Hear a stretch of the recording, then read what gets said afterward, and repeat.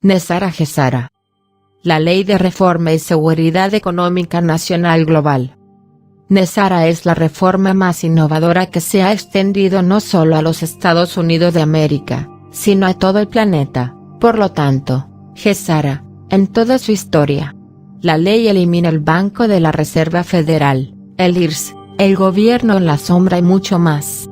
Nezara implementa los siguientes cambios: pone a cero todas las tarjetas de crédito, hipotecas y otras deudas bancarias debido a actividades bancarias y gubernamentales ilegales. Esta es la peor pesadilla de la Reserva Federal, un jubileo o una condonación de deuda. Elimina el impuesto sobre la renta. Suprime el IRS. Los empleados del IRS serán transferidos al área de impuestos sobre las ventas nacionales del Tesoro de los Estados Unidos. Crea una tasa fija del 14% para artículos nuevos no esenciales y solo ingresos por impuestos sobre las ventas para el gobierno. En otras palabras, los alimentos y las medicinas no estarán sujetos a impuestos. Tampoco se utilizarán artículos como casas antiguas. Aumenta los beneficios para las personas mayores.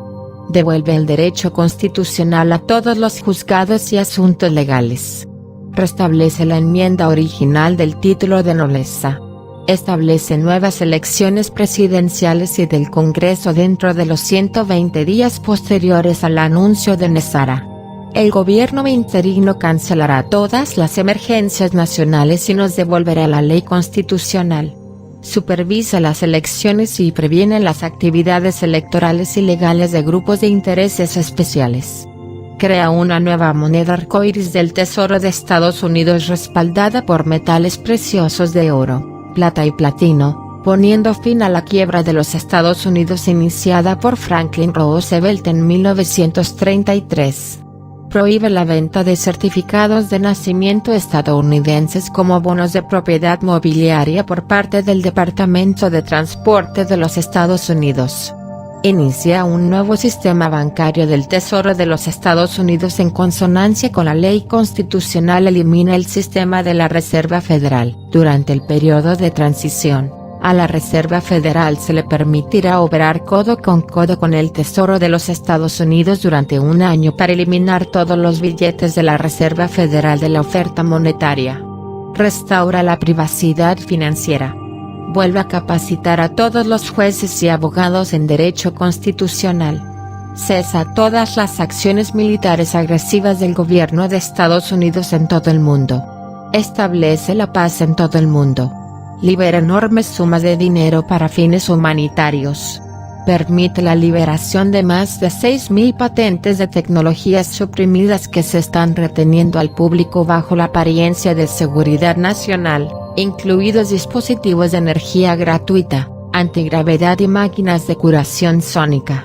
Nota: escribir una historia de Nezara requiere ubicar los puntos separados e intentar juntarlos para crear la verdad.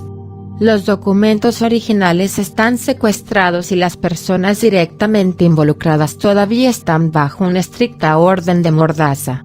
He utilizado como base una historia escrita por James Rink. Mi investigación se propuso probar Nezara mediante la localización de documentos y artículos originales escritos por personas de renombre que ilustraban cada uno de los principios. He insertado algunas de estas URL para estos principios en la historia de Rink. En mis más de 7 años de investigación, no he encontrado nada que refute la existencia de la ley de Nezara. Internet está repleto de desinformación que la investigación puede descartar fácilmente.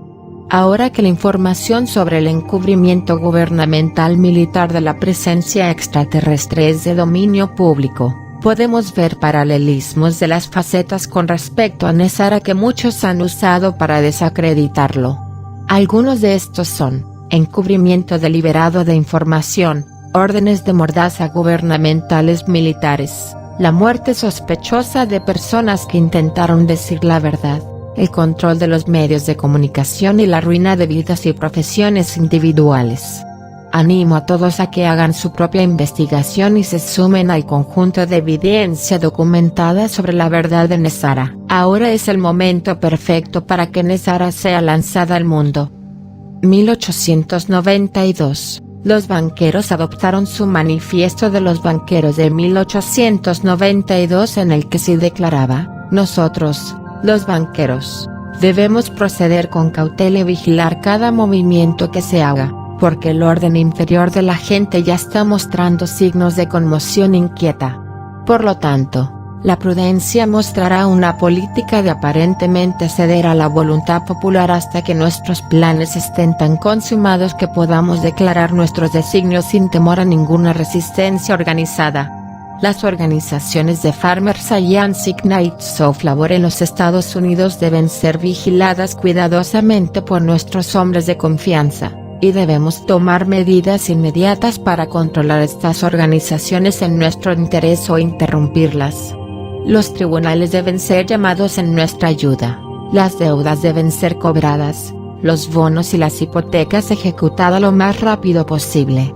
Cuando a través del proceso de la ley, la gente común haya perdido sus hogares, será más tratable y fácil de gobernar a través de la influencia del brazo fuerte del gobierno aplicado a un poder central de la riqueza imperial bajo el control de los principales financistas. Las personas sin hogar no se pelearán con sus líderes. 1907-1917, para advertir a los estadounidenses, el congresista estadounidense Charles Lindbergh, señor de Minnesota, reveló el Manifiesto de los Banqueros de 1892 ante el Congreso de los Estados Unidos en algún momento durante su mandato entre los años 1907 y 1917. 1910. John E. DiNardo, profesor de Política Pública y Economía en la Universidad de Michigan, escribe en su artículo La Ley de la Reserva Federal: en la noche del 22 de noviembre de 1910, un pequeño grupo de sustitutos de los banqueros más poderosos del mundo se reunió, bajo el velo del mayor secreto. Durante las próximas semanas, estos hombres perpetrarían, bajo las órdenes de sus amos, quizás el fraude más colosal y devastador jamás infligido al pueblo estadounidense. Este fraude ultrasecreto se conoce como la Ley de la Reserva Federal de 1913. La Ley de la Reserva Federal de 1913 inventó una legislación que se impondría al Congreso Popular de los Estados Unidos, que autorizó y comisionó a esta camarilla secreta de banqueros dominantes en el mundo para imprimir la moneda de los Estados Unidos, una usurpación del edicto explícito de nuestra Constitución que autoriza solamente a los Unidos, gobierno de estados, para imprimir y acuñar moneda. Este imperio bancario mundial usó su poder robado para imprimir, de la nada, papel moneda que, de ninguna manera representa las reservas de oro y plata que se supone que representa la moneda auténtica. Antes de 1933, los billetes de la Reserva Federal estaban respaldados por oro. Esto cambió con la nueva ley, Congressional Record, 9 de marzo de 1933 en HR 1491 p. 83. Conforme a la nueva ley, el dinero se emite a los bancos a cambio de obligaciones gubernamentales, letras de cambio, giros, notas, aceptaciones comerciales y aceptaciones bancarias. El dinero valdrá 100 centavos por dólar, porque está respaldado por el crédito de la nación. Representará una hipoteca sobre todas las casas y otras propiedades de toda la gente de la nación.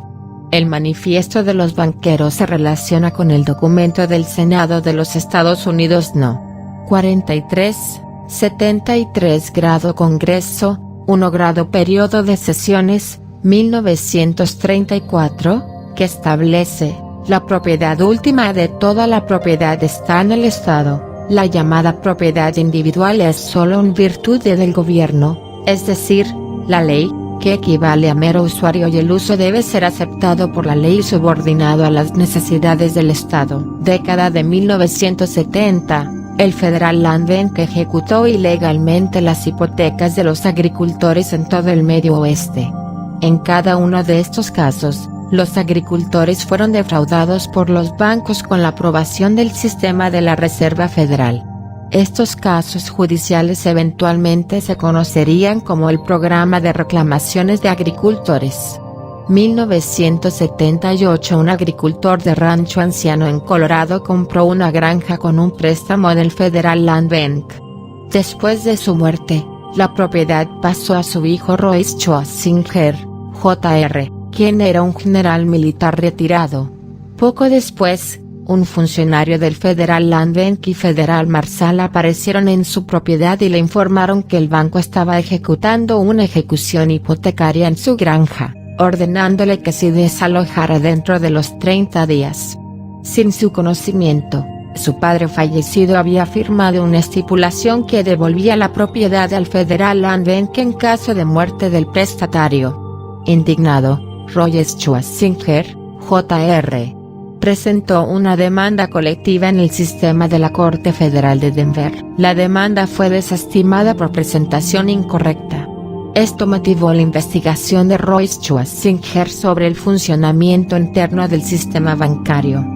1982 Royce Schussinger recibió un contrato del Senado de los Estados Unidos y más tarde de la Corte Suprema para investigar el fraude bancario. Pero debido a que estaba bajo una estricta orden de no divulgación, no se le permitió decirle a los medios lo que descubrió. A finales de los 80, comenzó a compartir sus conocimientos con otras personas, incluido personal militar de alto rango que lo ayudó a entablar una demanda colectiva contra el gobierno federal. La primera serie de estos juicios comenzó a mediados de la década de 1980 cuando William y Shirley Baskerville de Fort Collins, Colorado se involucraron en un caso de quiebra con el First Interstate Bank de Fort Collins, que estaba tratando de ejecutar una hipoteca en su granja. En un restaurante, su abogado les informó que ya no podría ayudarlos y se marchó. Al escuchar la conversación, Royce Schussinger ofreció su consejo sobre cómo apelar el caso en el Tribunal de Quiebras. Así que en 1987 presentaron una apelación, caso No. 87 C-716, ante el Tribunal de Distrito de los Estados Unidos en Colorado. 1988, el 3 de noviembre de 1988. El sistema de la Corte Federal de Denver dictaminó que efectivamente los bancos habían defraudado a los Baskerville y procedieron a revertir su decisión de quiebra. Pero cuando la propiedad embargada no fue devuelta, presentaron una nueva demanda. Eventualmente, otros 23 agricultores, ganaderos e indios estafados por los bancos de la misma manera se unirían al caso. En estos casos, los bancos estaban ejecutando la hipoteca de las propiedades utilizando métodos fraudulentos como cobrar intereses exorbitantes, ejecución hipotecaria ilegal o no acreditar los pagos de la hipoteca en su cuenta como deberían haberlo hecho, sino que robarían los pagos de la hipoteca por sí mismos, lo que provocaría la ejecución hipotecaria de la propiedad. Después de quedarse sin dinero continuaron su lucha sin la ayuda de abogados. Con algo de ayuda de Farmers Union, se presentó una nueva demanda contra el Federal Land Bank y el Farmers Credit System. Caso No.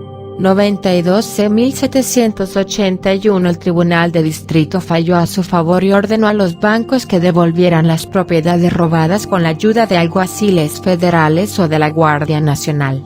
Pero cuando no se hicieron pagos, los agricultores declararon involuntariamente el capítulo 7 de bancarrota contra el Federal Land Bank y el Farmers Credit System.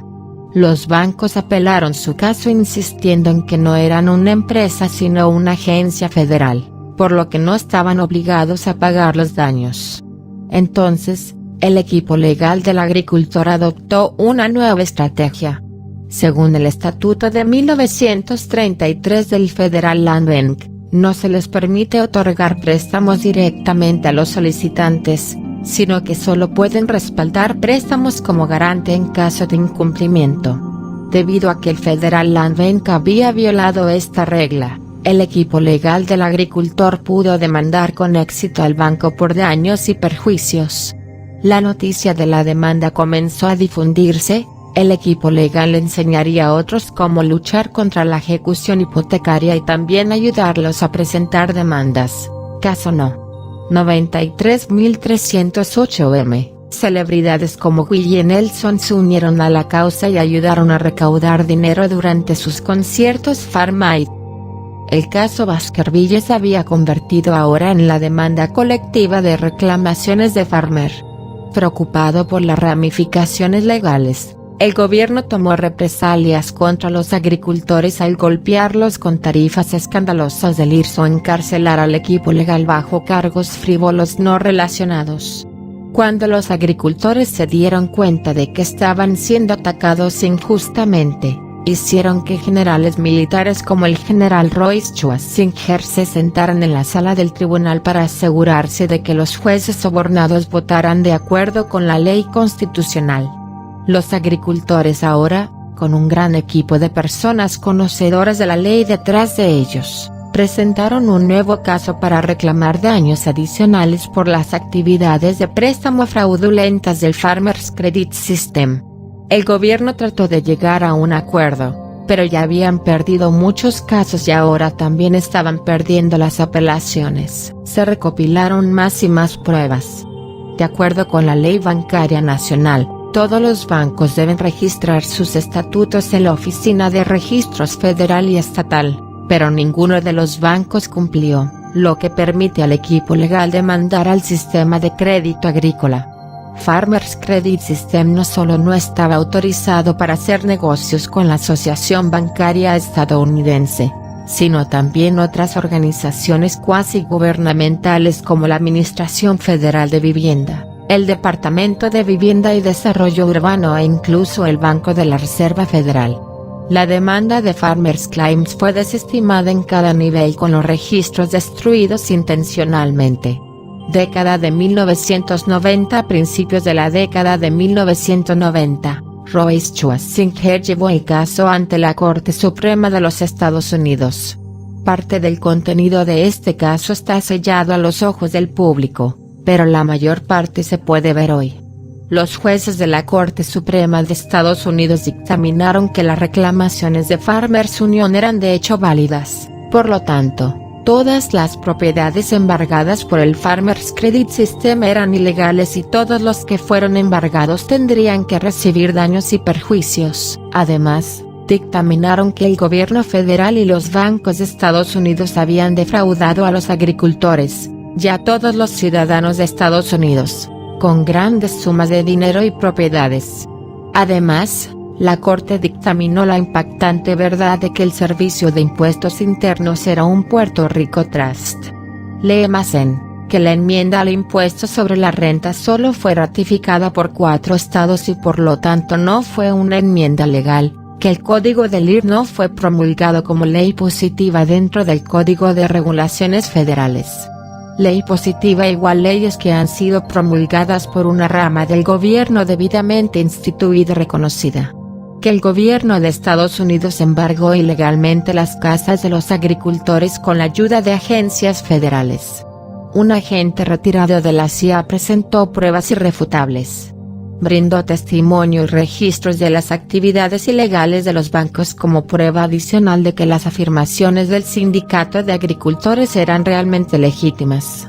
Las implicaciones de tal decisión fueron profundas. Todo el oro, la plata y los títulos de propiedad tomados por la Reserva Federal y el IRS deben devolverse a la gente. El equipo legal buscó la ayuda de un pequeño grupo de visionarios benévolos, formado por políticos, generales militares y empresarios que han estado trabajando en secreto para restaurar la Constitución desde mediados de la década de 1950. De alguna manera, dentro de sus filas, un general del ejército de los Estados Unidos de 4 estrellas recibió el título y el receptor de la bancarrota original de los Estados Unidos de 1933. Cuando el caso fue llevado ante la Corte Suprema de los Estados Unidos, fallaron a su favor, otorgando el título de general del ejército sobre los Estados Unidos, Incorporated. La acción legal se pasó luego al Comité de Finanzas del Senado y al senador Sam Nunn, quien estaba trabajando con Royce Schwarzenegger. 1991. Con la ayuda de la presión política y del Congreso encubierta, El presidente George H.W. Bush emitió una orden ejecutiva el 23 de octubre de 1991, que proporcionaba una disposición que permitía a cualquier persona que tuviera un reclamo contra el gobierno federal recibir un pago siempre que se ajustara a las reglas. Del formato original del caso puede leer la orden ejecutiva No. 12.778 en la URL a continuación. Orden ejecutiva No. 12.778 Principios de conducta ética para funcionarios y empleados gubernamentales, 23 de octubre de 1991. De acuerdo con la Ley de la Reserva Federal de 1913, todas las deudas presentes y sucesivas contra el Tesoro de los Estados Unidos deben ser asumidas por la Reserva Federal. Por lo tanto, el equipo legal de reclamos del FAMER pudo usar esa orden ejecutiva no solo para obligar a la Reserva Federal a pagar los daños en una moneda respaldada por oro, sino también para permitirles recibir propiedad legal sobre la quiebra de United States Incorporated para cobrar los daños. El equipo legal de los agricultores utilizó un adjunto oscuro a la 14ª enmienda que la mayoría de la gente no conoce. Después de la Guerra Civil, el gobierno permitió a los ciudadanos reclamar un pago a cualquier persona que sufriera daños como resultado de que el gobierno federal no protegiera a sus ciudadanos de daños o perjuicios por parte de un gobierno extranjero. El presidente Grant selló este archivo adjunto de la vista del público, pero de alguna manera, alguien del equipo legal del agricultor se apoderó de él. Si lo lee con atención, especifica los daños por parte de un gobierno extranjero. Ese gobierno extranjero es el gobierno federal corporativo que se ha hecho pasar por el gobierno constitucional. Recuerde que esto se remonta a la Ley Orgánica de 1871 y la Ley de Comercio con los Enemigos de 1933, que definía a todos los ciudadanos como combatientes enemigos bajo el sistema federal conocido como Estados Unidos. Los jueces y el equipo legal de agricultores reconocieron cuán malvado y corrupto se había vuelto nuestro gobierno federal y para contrarrestar esto agregaron algunas disposiciones en el acuerdo para que el gobierno vuelva a estar bajo control. 1. Primero, tendrían que pagarse utilizando una moneda legal, respaldada por oro y plata como dicta la Constitución. Esto eliminaría la inflación y los ciclos económicos giratorios creados por el sistema de la Reserva Federal. Consulte el artículo 1, sección 10 de la Constitución de los Estados Unidos. B. En segundo lugar, se les exigiría volver al derecho consuetudinario en lugar de al derecho del almirantazgo bajo las banderas con flecos dorados. Según el derecho consuetudinario, si no se produce ningún daño o perjuicio, no hay violación de la ley. Esto eliminaría millones de leyes que se utilizan para controlar a las masas y proteger a los políticos corruptos. C. Por último, el IRS tendría que ser desmantelado o reemplazado por un impuesto nacional sobre las ventas. Esta es la base de la ley NESARA. Cuando el equipo legal finalmente estableciera una cifra, cada individuo recibiría un pago promedio de $20 millones por reclamo, multiplicado por un total de 336.000 reclamaciones que se presentaron contra el gobierno federal de los Estados Unidos. El pago total ascendería a la asombrosa cifra de $6,6 billones. La Corte Suprema de los Estados Unidos colocó una orden de silencio en el caso, borró toda la información del registro federal y colocó todos los registros en los archivos de la Corte Suprema. Hasta ese momento, el senador Sam Nunn había mantenido los registros del caso Baskerville dentro de su oficina. Se llegó a un acuerdo extrajudicial y la decisión fue sellada por Janet Reno. Debido a que el caso fue sellado, los demandantes no pueden compartir documentos judiciales con los medios de comunicación sin violar el acuerdo, pero aún pueden informar a otros sobre la demanda. Es por eso que probablemente no hayas oído hablar de esto. 1991 Royce Schussinger compareció ante un comité del Senado para presentar pruebas de la actividad delictiva de los bancos y los gobiernos. Les informó cómo la Corporación de los Estados Unidos estaba ligada al establecimiento de un nuevo orden mundial que daría lugar a un gobierno mundial fascista gobernado por los banqueros internacionales. 1992. Se formó un grupo de trabajo compuesto por más de 300 oficiales militares estadounidenses retirados y 35 en activo que apoyaban firmemente la ley constitucional. Este grupo de trabajo era responsable de investigar a funcionarios gubernamentales, funcionarios del Congreso, jueces y la Reserva Federal. Jefe de operaciones navales, almirante Jeremy Borda. General David McCloud. Ex director de inteligencia central, William Colby. Descubrieron la práctica común de soborno y extorsión cometida tanto por senadores como por jueces. La actividad criminal fue tan desenfrenada que solo 2 de 535 miembros del Congreso fueron considerados honestos. Pero lo que es más importante, llevaron a cabo la primera auditoría de la Reserva Federal.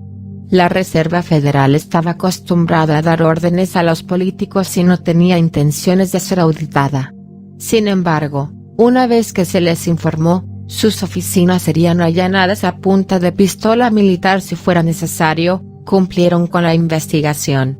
Después de revisar sus archivos, los oficiales militares encontraron $800 millones en cuentas que deberían haberse aplicado a la deuda nacional.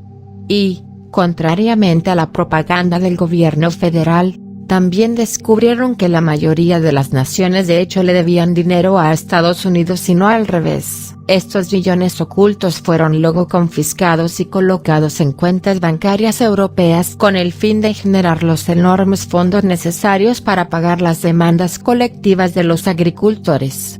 Posteriormente este dinero se convertiría en la base de los programas de prosperidad. A pesar de estos golpes de muerte, el presidente George H.W. Bush y los Illuminati continuaron con sus planes de esclavitud global. 1992. En agosto de 1992, los oficiales militares se enfrentaron al presidente Bush y le exigieron que firmara un acuerdo para devolver a los Estados Unidos a la ley constitucional y le ordenaron que nunca más usara el término Nuevo Orden Mundial. Bush fingió cooperar, pero planeó secretamente lograr el nuevo orden mundial de todos modos al firmar una orden ejecutiva el 25 de diciembre de 1992, que habría cerrado indefinidamente todos los bancos, dando a Bush una excusa para declarar la ley marcial. Bajo el caos de la ley marcial, Bush tenía la intención de instalar una nueva constitución que hubiera mantenido a todos los que actualmente están en el cargo en su misma posición durante 25 años y habría eliminado todos los derechos para elegir nuevos funcionarios. Los militares intervinieron e impidieron que Bush firmara esa orden ejecutiva. 1993. En 1993, miembros de la Corte Suprema, ciertos miembros del Congreso y representantes del gobierno de Clinton se reunieron con oficiales militares estadounidenses de alto rango que exigían el retorno al derecho constitucional, reformas del sistema bancario y compensación financiera. Acordaron crear el proceso de reclamos agrícolas que permitiría al equipo legal establecer reuniones en todo el país a nivel de base para ayudar a otros a presentar reclamos y educarlos sobre la demanda. Se puede hacer una reclamación por daños sobre cualquier préstamo emitido por una institución financiera por todos los intereses pagados, ejecuciones hipotecarias, honorarios de abogados y tribunales, impuestos o gravámenes del IRS, impuestos sobre bienes inmuebles y propiedades, estrés mental y emocional causado por la pérdida de propiedad, enfermedades relacionadas con el estrés, como el suicidio y el divorcio. E incluso se podrían reclamar órdenes de arresto, encarcelamiento y libertad condicional. 1994. Pero el gobierno de Clinton socavó sus esfuerzos al exigir que las reclamaciones agrícolas utilizaran un formulario específico diseñado por el gobierno. Este formulario impuso una tarifa administrativa de $300 por cada reclamo, que luego se utilizó en 1994 como base para arrestar a los líderes del equipo legal, incluido Royce Schussinger.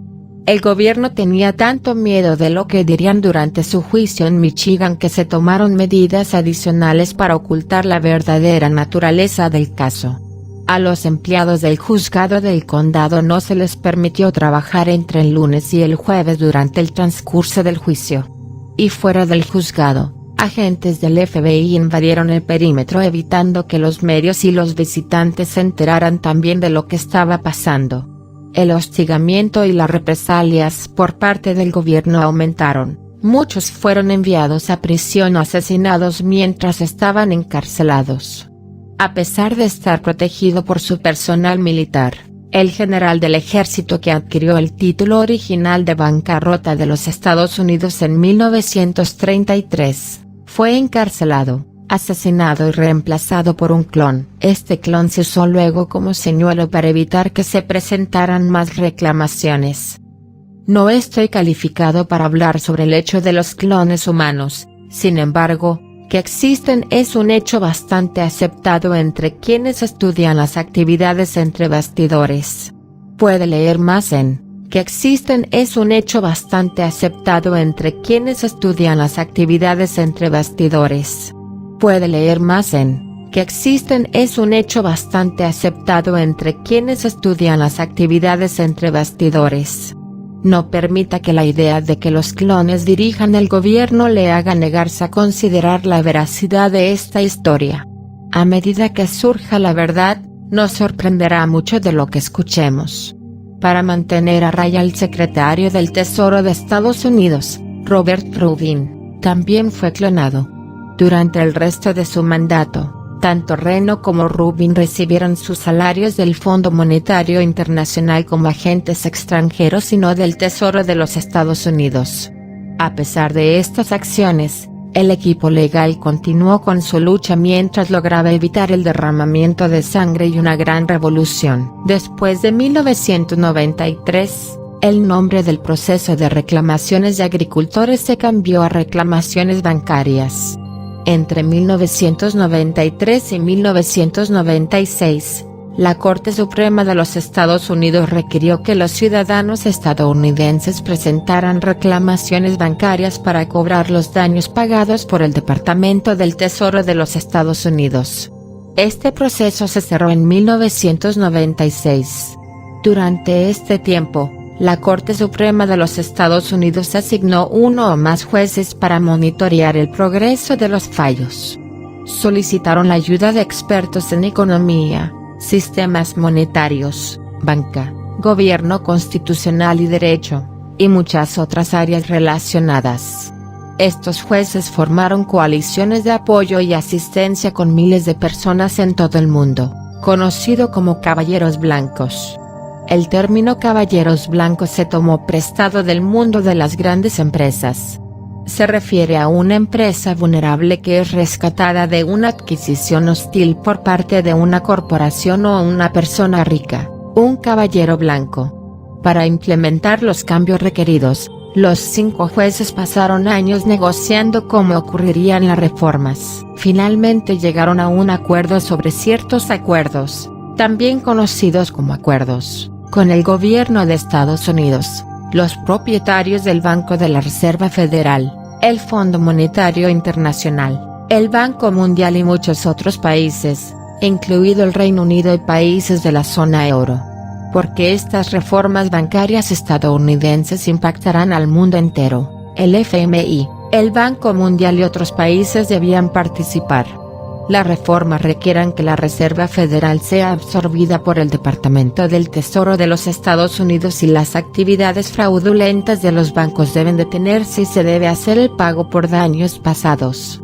1998 Los generales militares que participaron originalmente en el proceso de reclamo de los campesinos se dieron cuenta de que los jueces de la Corte Suprema de Estados Unidos no tenían intenciones de implementar los acuerdos.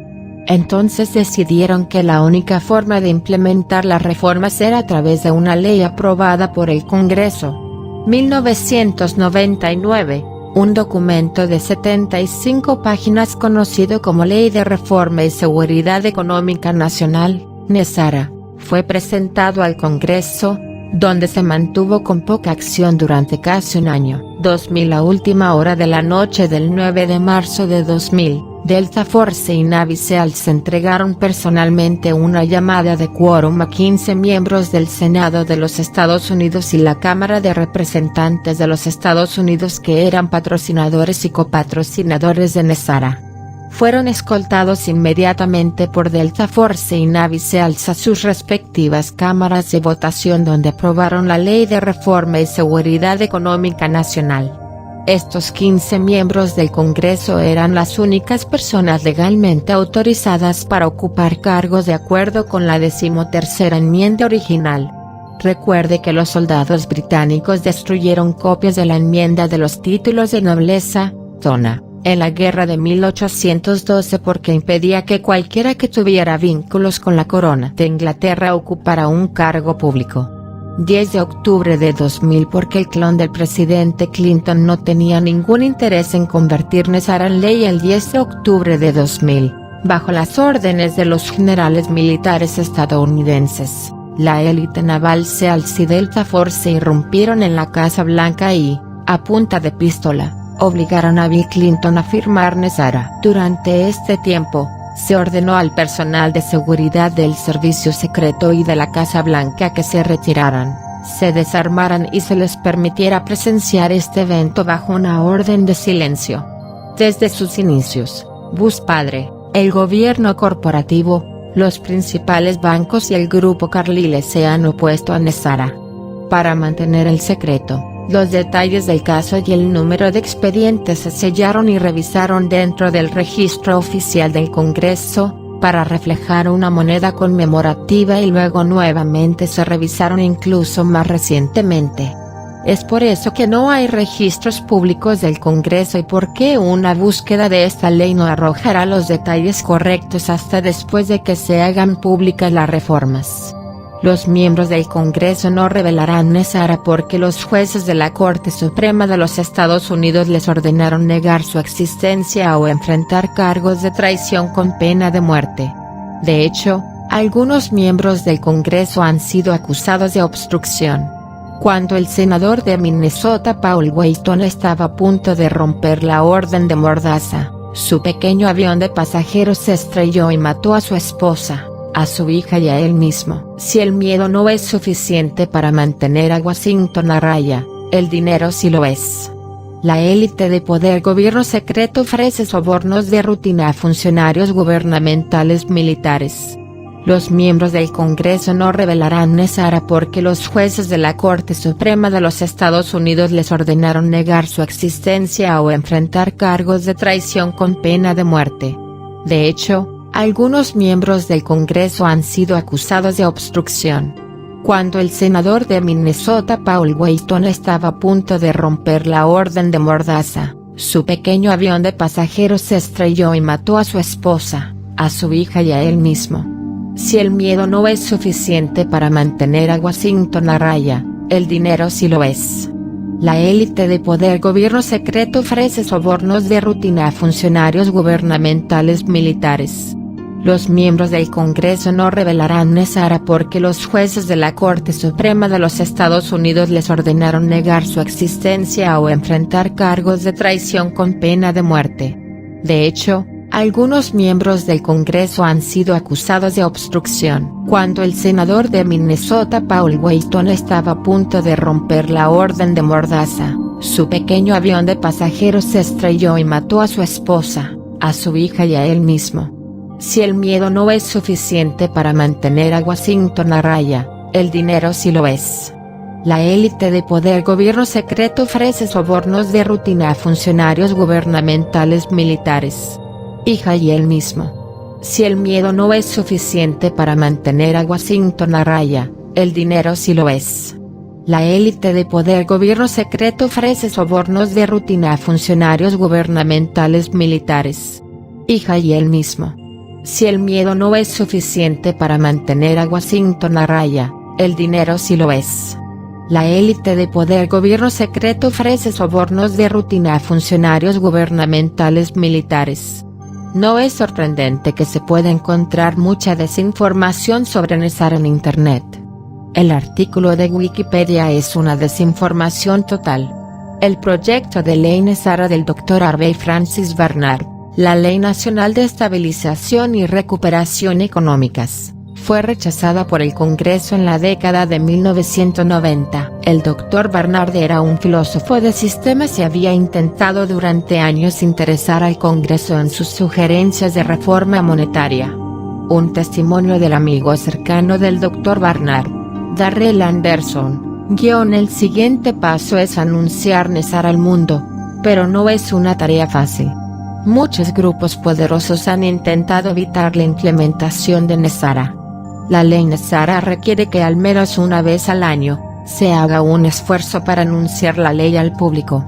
3 jueces de la Corte Suprema de Estados Unidos en ese momento controlan el comité a cargo del anuncio de Nesara.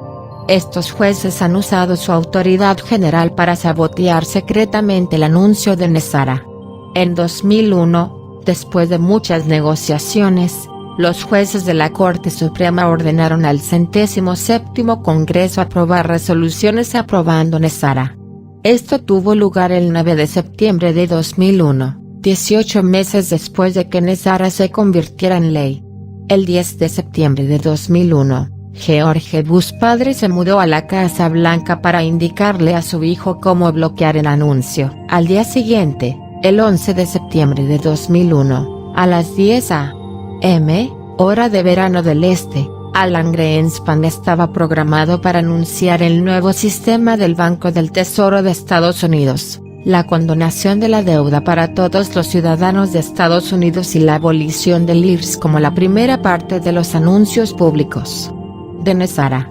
Justo antes del anuncio a las 9 a.m., Bush padre ordenó la demolición de las torres gemelas del World Trade Center para evitar que las computadoras bancarias internacionales en los pisos 1 y 2 de la Torre Norte iniciaran el nuevo sistema del Banco del Tesoro de los Estados Unidos. Los agentes colocaron explosivos en el World Trade Center y los detonaron de forma remota en el edificio 7, que fue demolido más tarde ese día para encubrir su crimen. La tecnología de piloto remoto se utilizó en un evento de sobrevuelo para entregar una carga útil de explosivos en el Pentágono en la ubicación exacta de los Caballeros Blancos en su nuevo centro de comando naval que estaban coordinando actividades que apoyaban la implementación de Nesara en todo el país. Con el anuncio de Nesara detenido en seco, George Bush padre decapitó cualquier esperanza de devolver el gobierno a la gente. Durante los últimos 10 años, la vida en los Estados Unidos y en muchos otros países ha estado dictada por el ataque terrorista organizado y sus repercusiones. Rara vez pasa un día sin que oigamos mencionar el 11 de septiembre. 2005, el Dr. Harvey F. Barnard murió el 18 de mayo de 2005. Royce Schussinger, Jr., murió el 23 de agosto de 2009 a la edad de 75 años. Verificación, 2011, el techo de la deuda. La debacle despertó un renovado interés en Nesara. Mientras vemos el colapso de la economía mundial, podemos saber que la ley Nesara permanece en un segundo plano, lista para ser anunciada.